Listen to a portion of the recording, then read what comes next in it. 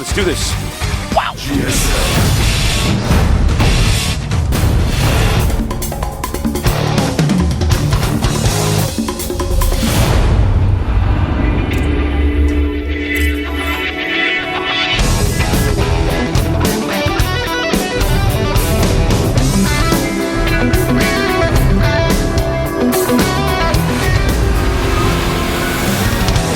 Welcome to GSL Abyssal City.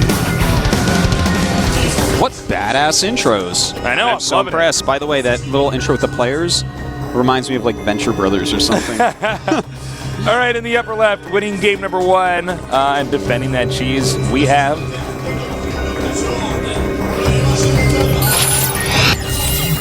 LGIM Seed.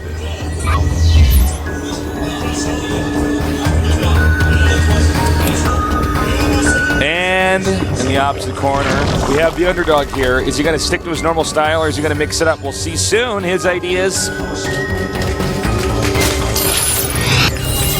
SuHoSin.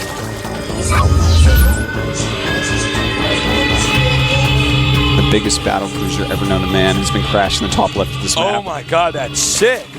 God, if They need to Terrence start saw making that, units man. that big. You like actually fly that over a battle. You can't even micro what's under the battle cruiser. It's true. Okay, so back to this map just a little bit.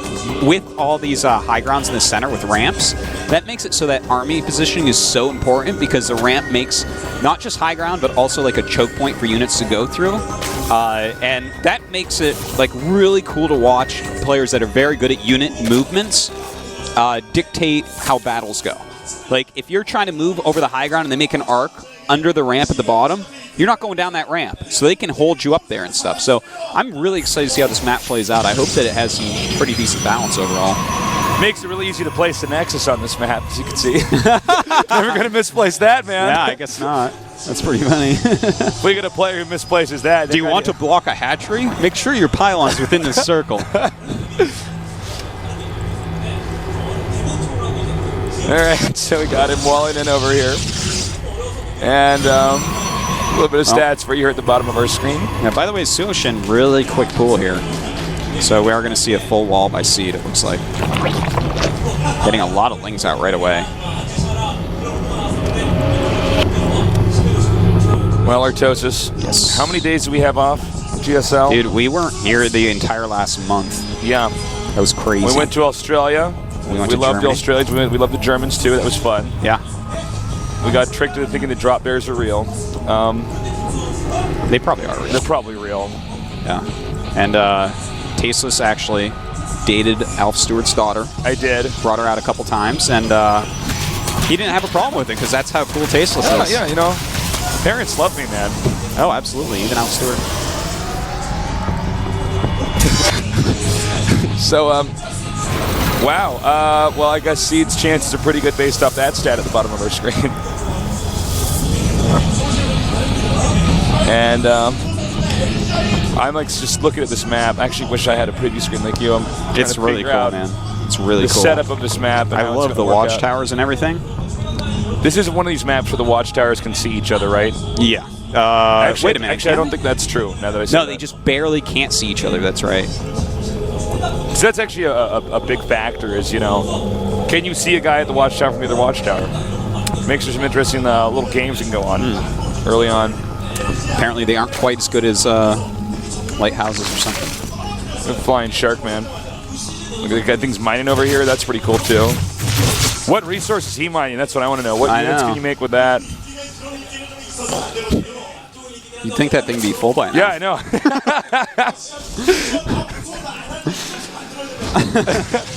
All right, so we're sure. Robotic facility on the way over here. We're totally awesome. I don't know what you're talking about. Yeah, you're right.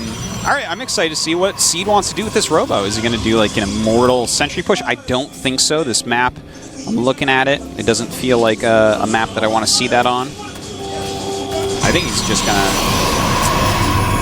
Okay, I know what he's going to do. He's going to get a... I think he's going to get a War Prism. I don't know for sure, Tasteless, but I think he's going to get a War Prism out and bring his sentries around, perhaps. Do a little bit of harassment like that. Can you use your previous screen? Can you show me the ramp over here? Which one? Well, just for the Zerg's base. He's going to get a Warp Prism. Oh, this ramp? Yeah.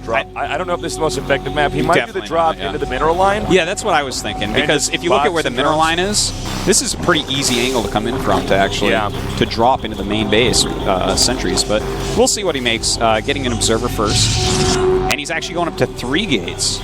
So that tells me that he's probably going to throw down a Twilight. Wait, no, he's not getting +1, so definitely not a Twilight. What is this? Okay, there's a 4th gate. When you go 3 gates, it's like a Sase build. Anyways. He's actually playing a little bit safe here, Tasis. He's got a lot of sentries. He's throwing down some additional cannons. That was SuHoSin. So he's afraid, but SuHoSin took a quick third. Yeah, SuHoSin's actually not doing anything like risky, I would say. So yeah, not really. It's actually very standard stuff. Yeah, pretty normal. Pretty late +1 for Seed, as opposed to a lot of other popular Protoss builds. Getting a lot of sentries. And the Observer's coming in now. This is going to be the first moment the Protoss will actually have any idea of just what the Zerg's been doing. He may be surprised to see the layer about to finish here.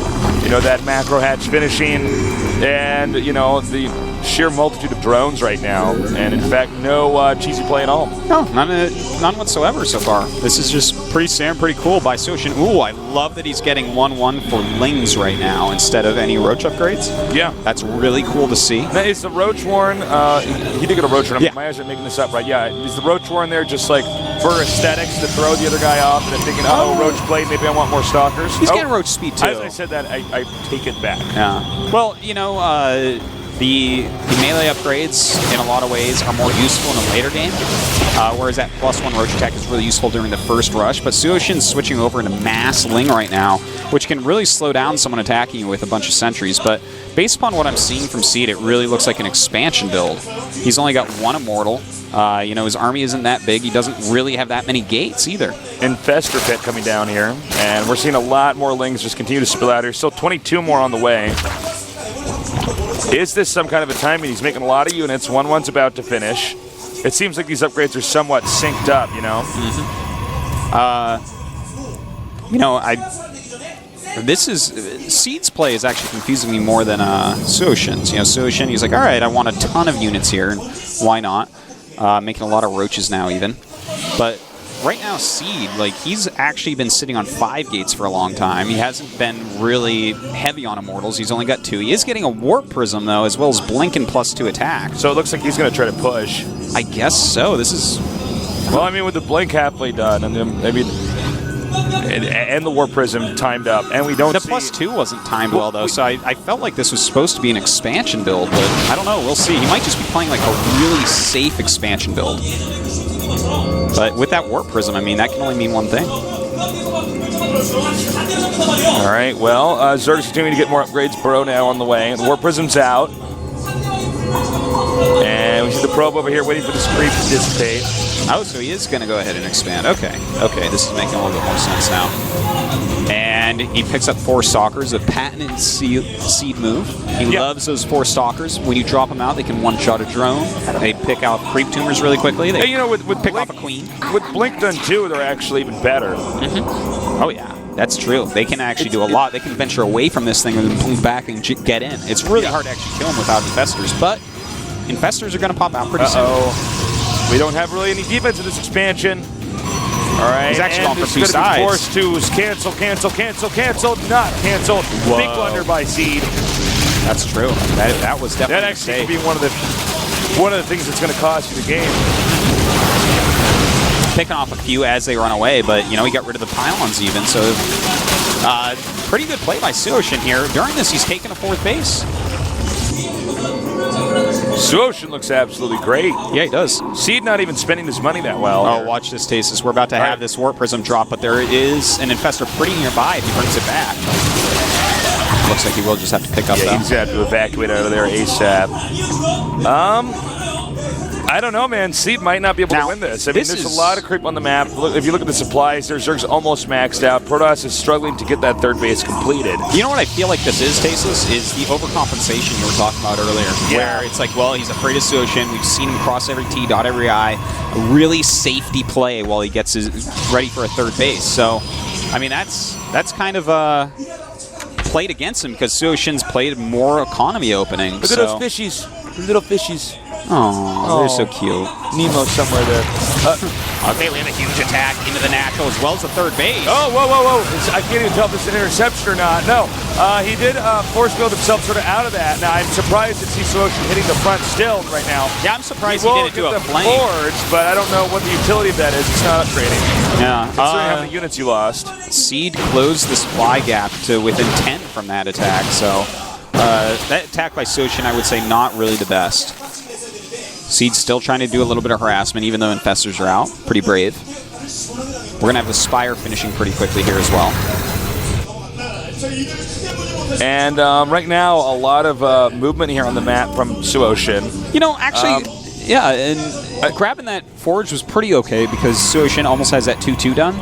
So he's going to be 2 upgrades ahead of Seed. I actually thought that for some reason Seed was at 3-3, or 3 attack at least. He got that +1 really late this game. He was playing just so safe. So yeah, he's just now restarting that +3. So that'll be a while till that's done. And look at this, This is the only way right now that Seed could start to recover is to harass.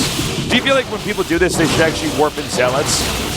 You know, Zealots are going to take down a hatchery a lot quicker. Yeah. And they're pretty cheap. They're good And they're mineral dump, expendable but because they're not that useful in the end game. yeah, I think that Seed, though, right now, I like that he's doing it with the Stalkers because, you know, he needs to reuse them, basically. He's just now gotten that third base mining, so it's like kind of hard at the moment for him to really waste a bunch of minerals. Nice pickoff there by Seed. A lot of He's got infested the bag up terrans. now. Now the question right now is, was that a waste of energy here? Well, he's better send those things on attack pretty quick, but we do have another attack down here at the third base. And it looks like this will be cleaned up, but the attack at the natural is still going on with the infested Terrans. But no, it looks like that's a lot of energy spent to kill 2 gateways. Yeah. He might not even get both of them. These things They are all might about to actually run out. expire. Oh, they get some in the last second. But I mean, that's a ton of energy. I cannot view that. I thought he was going to throw up like 6 or something, and then see if he was going to engage and then throw up more. But yeah, I feel like that was a bit of an overextension there. I have to agree with you. You know what? If Seed had totally walled in and not walked backwards, then he could have picked off Immortals, which is what I felt like he wanted to do. But Seed just backed up. He's like, well, I'm not going to let you kill my Immortals with those. Have these gateways instead. And that's the dud prize, Stasis. It's the dud prize, Artosis. All right, so got to be a little bit careful here. Excuse me. Seed's army not exactly staying together. Note he's not taking the gases, or one of his gases at his third base, which is kind of not really forgivable. And it looks like SuHoSin actually, I think, is going to come in here and close in on the third base. Well, now which we're going is not looking it's going to live. It's definitely going to be base trade scenario time, Pace. There's a lot of mutas out there as well, and those mutas are going to be pretty good. But he's actually turned the mutas around. Huh. And half of Seed's army coming back. I have mixed feelings about this, but we'll see. Seed is very good at handling himself under pressure, and he's definitely the kind of definitely the kind of player that's very good in base trades. So, and now it's no longer a base trade though. He's SuHoSin's withdrawing all of his units after killing that third, and has decided I just need to kill this army, which is true. Yeah. He needs to kill the army though. How many sentries are in this army? 2. Okay, really well done here, throwing down the infested Terrans. Can he actually break through this army, though? The Ling's really getting trapped in a lot of areas. The Muta's coming in right now, but that is a ton of Stalkers. He just needs to blink away from those infested Terrans. We do have 15 more Mutas on the way as well, and yeah, those infested Terrans are so important here. And actually going back to fight them, which I find pretty... not necessary at all, but maybe he just wants to get this base no matter what. Yeah, all right, the 15 Mutas are about to hatch, and how many Stalkers do we have, Artosis? Right now, we have 28 Stalkers and 30 Mutas, but... Right, he needs to snipe the hatch and get the hell out of there. Yeah, we'll see. It might be too late. He's already being engaged. We don't have that many Lings, though. If he had another big group of Lings here, he has a ton of minerals. He's got a micro perfectly. Out. More Stalkers on the way. And actually, SuHoSin doing a pretty good job with these Mutas, pushing everything back. Some more infested Terrans popping out. And the Mutas are going to have to withdraw for now. All right, so 16 Roaches coming out now. I think, actually, he is... Yeah, okay, he's going to have to turn around. That is a tough decision because you're so close to getting in there, but I think that's just feeding right into SuHoSin. And now I think Seed may be at the point of no return. It's 106 supply to a maxed out Zerg at 200. That's right. One thing to note is that SuHoSin has not been that great on his larva injects or his hatchery counts or whatever you want to call it. He has a good number of energy on all of his queens, and he has basically 7 larvae right now. So if he had a ton more larvae, I'd say for certain he's going to win, but I would say still probably he's going to take this tasteless. Seed is just so low in supply. SuHoSin's actually played a really nice game. Well, yeah, I think the unit combination right now is going to be too good. He is going to try to move out again. At the bottom right base for our... Okay, he is mining from there. Thank you for showing me that, Artosis. Storm is now on the way, which is going to be very useful against the mutas. He gets 1 or 2 good storms up on that. Yeah. All the mutas just disappear. But I think he's done mutas now. He's got 22 of them. He's going up to Hive. So those mutas, he's going to just use those up however he can for whatever damage he can get and go into Bugler attack. Now we do have a muta attack in the main at the same time as this attack at the third base. Seed's defense so far really good. Not being hit on either side. And yeah, I mean, really no losses there for Seed. Not that SuHoSin lost a lot, but Seed's getting to catch back up and get maxed out again. If he stays alive, like, the next 5 minutes or so. And, any Protoss max is always going to be pretty fearsome, especially when you have some High Templars in there pre-Hive tech.